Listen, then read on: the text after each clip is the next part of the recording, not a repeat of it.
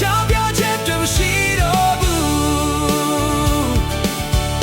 嘟嘟去开家嘞，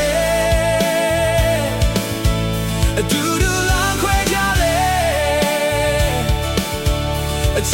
没收啦，看啥家的苦这么薄的。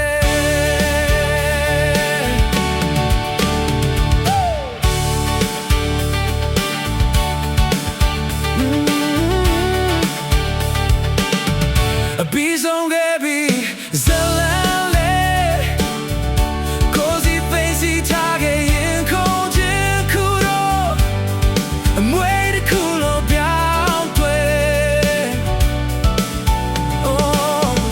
ငါတို့ချစ်ခဲ့ကြတဲ့မြန်ဝန်းလေးအခုတော့theစိတ်တရားလို့ yes ဆက်ချစ်ကြည့်အောင်မကောင်းခွေကြေခွေမနေနဲ့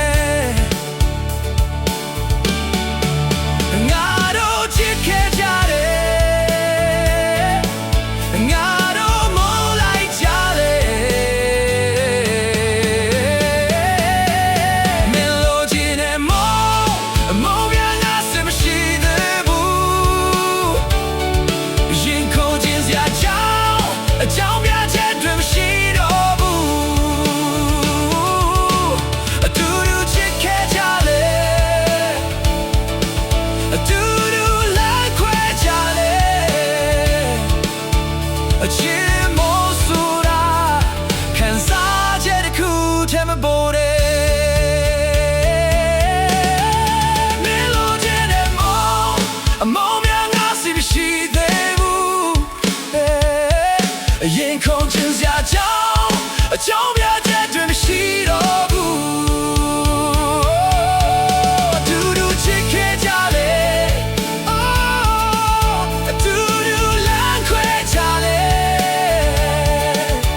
အချင်းမို့ဆိုတာ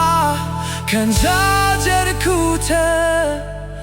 မပေါ်တဲ့